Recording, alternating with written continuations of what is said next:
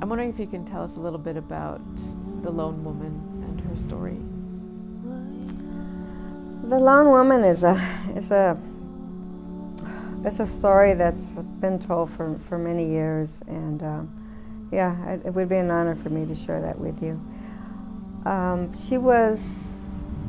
She and her family members were on an island. This island is about 70 miles off of our coast in California. Her island was called Harashna, and today we know it as San Nicolas Island. And the year was 1835. And as was the custom of the padres at the mission, they sent out a ship to collect Indians to bring them back to the mission to work. And when that ship came to her island, there was about 35 Indians living on the island still at that time. And as the ship got there, a storm was coming in, so they got the Indians, they hurried them onto the ship. And the storm was getting bigger and bigger, and there was one young woman who was the mother of an infant. And when she came on board and they were sailing, she looked around for her baby, thinking that another relative had carried on the baby.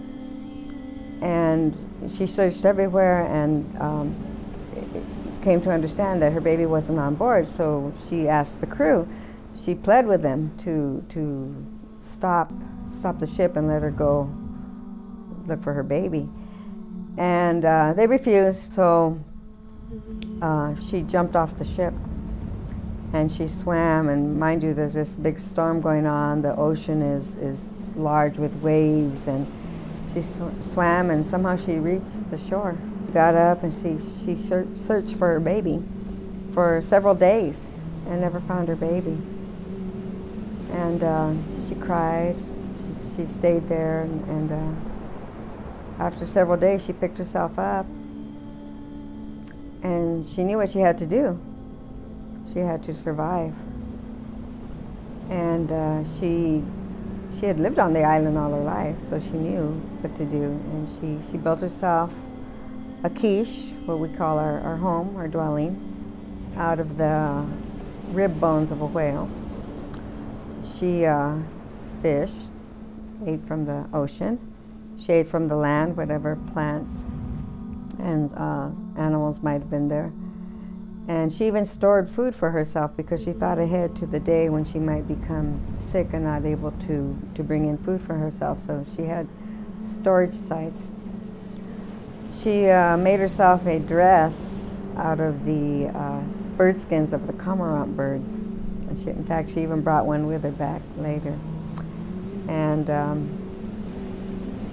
she had companions. She found puppies that were the offspring of the wild dogs that were left there by the Russian traders who would stop by when they were hunting the sea otter.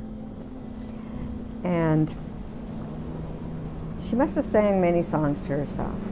She, can you imagine being there on the island so many years, the island of her home, but yet the island now without her family. And back in Santa Barbara, where supposedly her family had been taken, there were stories, because sometimes when the ships and the hunters would sail by, they would say that they saw fire, smoke from fires on the island. So back in Santa Barbara, there were these rumors that went on. And finally, after 15 years, they decided to send a ship out there to see if the woman was in fact alive. Like the rumors were said, well, she must be there because there's fire. And a ship was sent out. It was kind of like a side trip because, of course, the real effort was to go hunting.